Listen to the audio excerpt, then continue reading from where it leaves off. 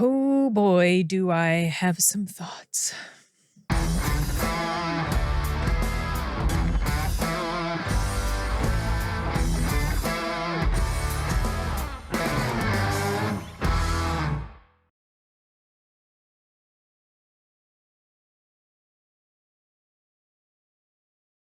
I mentioned not long ago that this was the first time I had encountered an Apple TV Plus show that was terrible. I'm still quite upset about the experience of watching this show because it got started off in a pretty interesting manner. I'm speaking of The Last Frontier. It just started sometime in October. I don't know how many episodes have aired already, but I finished watching the last one over the weekend. I had started it before then, and then I finally finished it over the weekend, and it was painful. I'll give you the premise. It takes place in Alaska. Jason Clarke plays sheriff, cop, whatever, in the area. He had been a big city cop, but he and his family moved there for reasons which you find out as the story goes on. You know that there's a backstory, obviously, that involves the type of person that he is and the struggles that he has and things like that. And one day, a prisoner transport plane crashes in sort of the wilderness-ish area there, and prisoners that did not die in the crash, they escaped and of course cause havoc for the town. Now that's an interesting setup already, and I was with this show in the very beginning, but problems started to rear their head in the very first episode. And by problems, I am speaking specifically about the writing. Oh, the writing is so terrible in here. The really annoying thing is that this entire storyline I actually liked, but there was so much wrong with the execution. It became one of the most contrived, logic-defying stories I've seen in a while. And that's especially disappointing because we're talking about Apple TV Plus, which has typically given us pretty good material. She goes, I kid you not, it was so hard to finish that last episode because I could not go 1 minute without seeing a huge problem in the logic of the writing. Things that characters did that defied the type of character they were supposed to be. Just whatever. Pros. Interesting premise and setup. There was a moment in the beginning that was a subversion of expectation. The reason the plane went down, basically, or how the plane went down. Like when things happened the way they did, I was, oh, wow, okay, whoa. And I thought the acting was okay. There was one particular actor in here. It was just a little kid. He had a very, very tiny part, but he did really good. He stood out. Not that the adults were bad. They really weren't that bad, but he stood out enough that I made a note about it. Jason Clarke was fine. I like Jason Clarke, and I like the other actors I saw in here, so anything I say is not at all related to their performance. These three pros that I've mentioned, that's pretty much where the compliments end. As I've already said, there were contrivances, constant contrivances, and coincidences. Things that happened way too conveniently when it made no sense for it to occur the way it did. Plot leaps that made no sense logically. People just magically figuring out things that realistically they would not have figured out, or at least not that quickly. Things falling into place exactly how they needed to with these characters. But the problem is when you think about everything that would have gone into making sure this happened, it just makes no sense that it would occur exactly the way it happened. Just no. There were so many things that did not feel earned or realistic to me, and I began to grow annoyed as the show went on. Not each episode had all of these extreme moments of what I'm talking about, but it felt like it started to grow exponentially. The more the story went on, the more crazy and logic-defying the writing felt. I'll go over some of the things that I'm talking about. I took a slop jar of notes. I kid you not, it's probably this long. Each line, big complaint about stuff that was going on. A certain person surviving a plane crash miraculously unscathed. Well, all the people that survived that crash were very much unscathed, but this particular one, the big bad, was like, yeah, of course, okay. Characters recovering way too easily from serious injuries. Being able to travel across massive distances in just like hardly any time at all. This is Alaska we're talking about. It's a big place. This stuff was not happening in one little teeny tiny place. Stuff was going on in all different parts. Some of the dialogue aggravated me. One thing I noticed early on was just something that stands out to me whenever it happens, because I notice how much it happens. There was a character in here, a husband and wife character, and the wife was saying something about how she had a surprise waiting for her husband in the bedroom if he lost 2 more pounds. That's not even remotely funny. Can you imagine if the husband had said that about the wife? Can you just imagine how absolutely insane that would sound? Stupid stuff like that. But that was at the beginning. I mean, this show hadn't totally lost me yet. There were filler moments that happen in here that really had nothing to do with the overall plot line. There is a storyline in here where the sheriff's son gets kind of tangled up with one of the escaped convicts, and okay, that storyline resolved. But a lot of the storylines with these convicts had nothing to do with the overarching storyline. That was actually the entire premise that I thought this was going to be.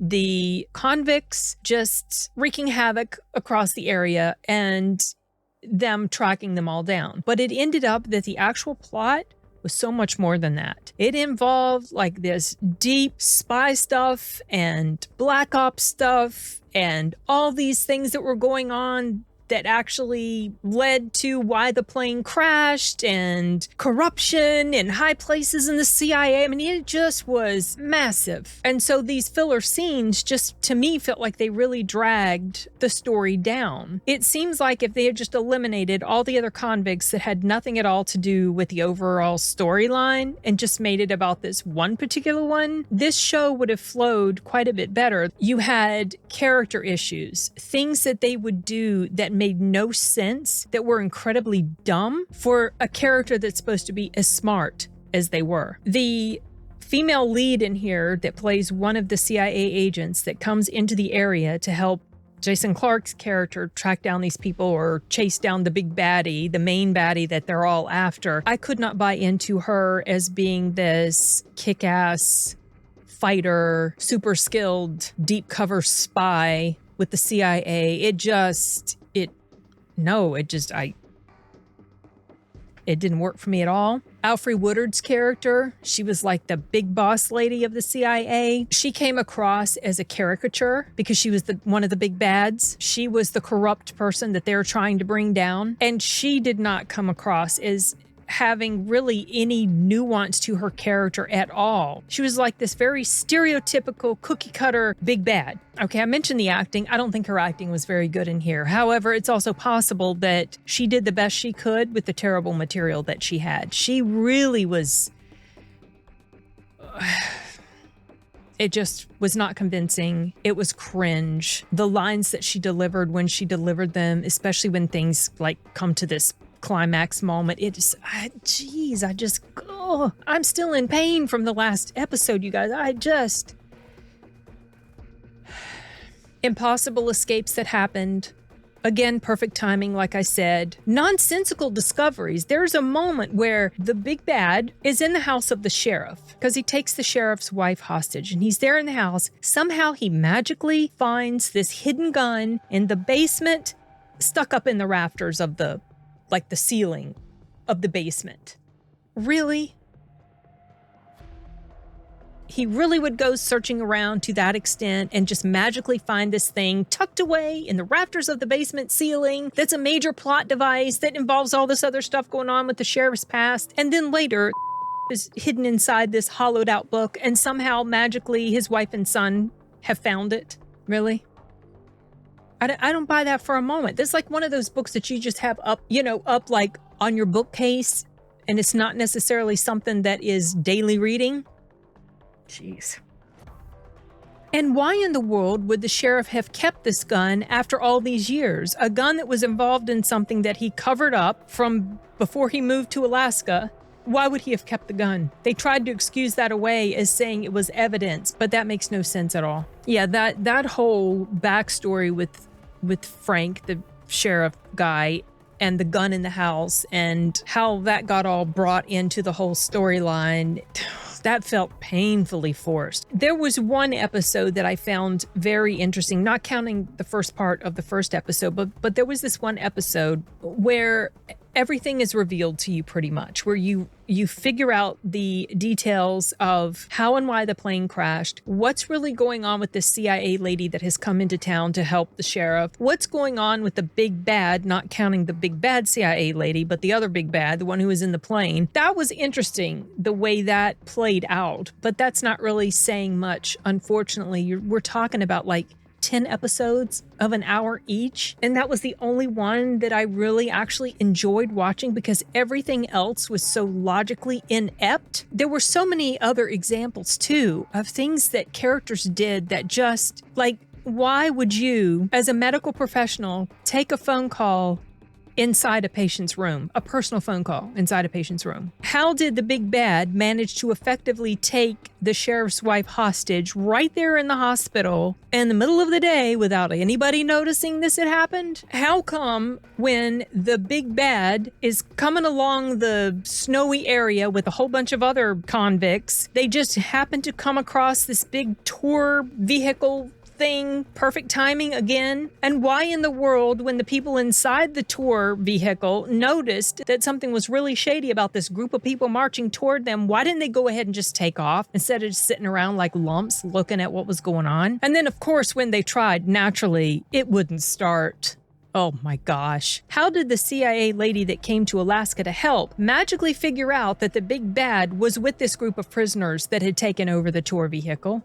How? And for purposes of the rest of this video, and hopefully it won't be too much longer, Havelock is the name of the big bad. How come this tour vehicle magically turned on for Havelock when it wouldn't turn on for the other people that were trying to start it so they could get away from the group of bad guys? How could he throw a computer across the area and then it crashes into like the wall or wherever and it still works just fine?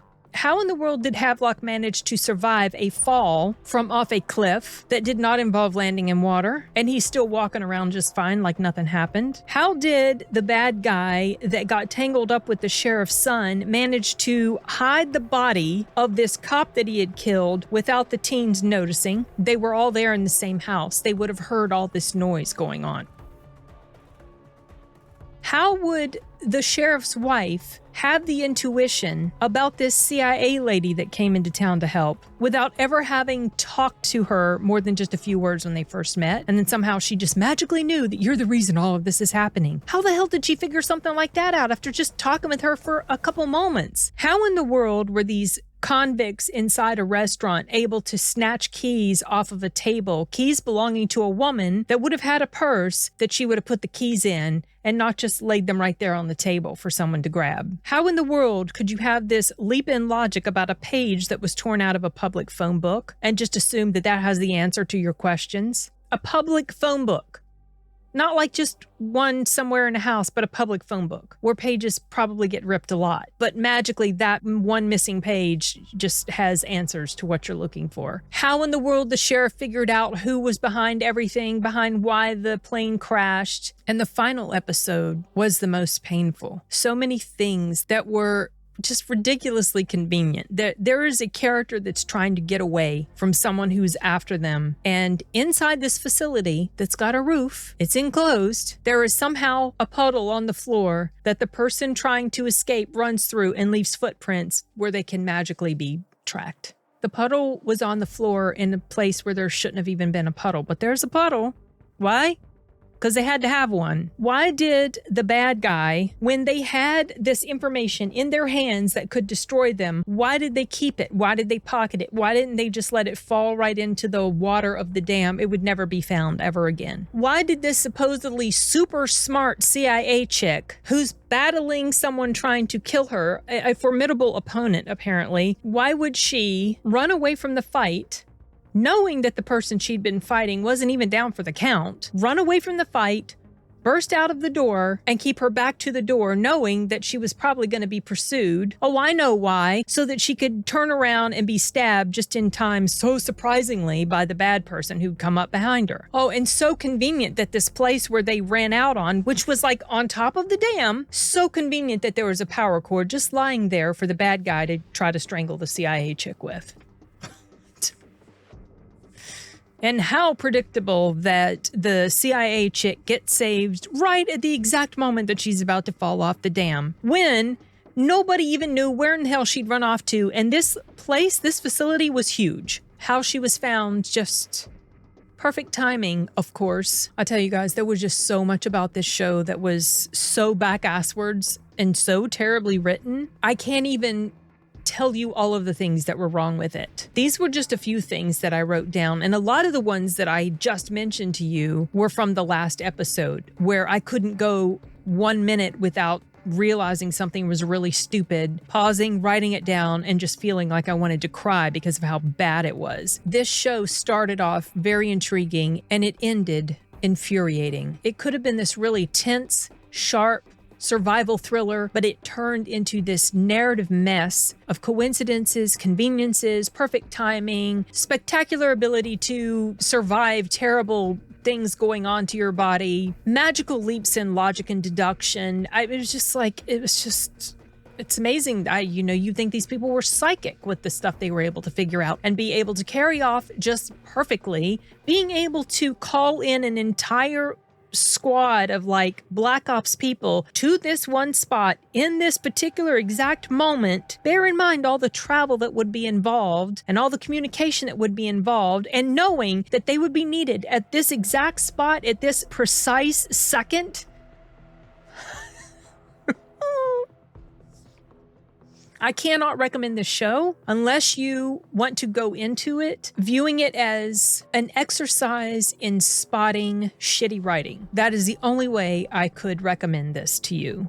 Or if you just really absolutely love Jason Clarke or whatever, but not even he could save this mess. And I am getting angry all over again thinking about it, talking about it. So that for now is all I have to say about The Last Frontier.